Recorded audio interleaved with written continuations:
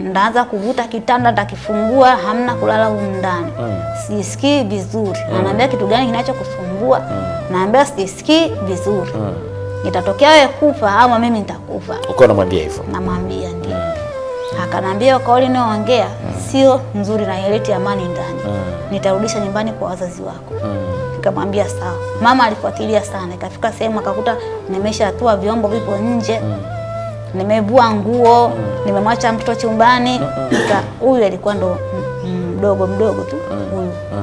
Ndo alikuwa mtoto mchanga ambaye ndo alikuwa amezaliwa. Mtoto mchanga sio huyu. Mdogo wake. Yupo Songea. Walikuja kuchukuliwa baada alikuwa ambaye walichukuliwa. Okay. Ndio.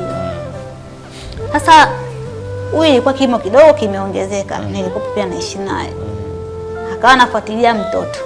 Akasema mama anapokwenda sehemu inafikia sehemu tukitembea anaweza kamwacha mtoto akawa anatembea mwenyewe tu. Anaongea vitu ambavyo havijulikani. Akapita Makondeni, njia moja alipokuwa anaenda kuuza maji inaelekea Mbezi. Akaitwa, akaambiwa na habari tunaokota mara nyingi mtoto wako ule mchanga ukimwachilia ule mke wako. Akasema nimemkabidhi mama yake awe anamfungia ili aweze kutunza yule mtoto na angalau utaratibu wa nyumbani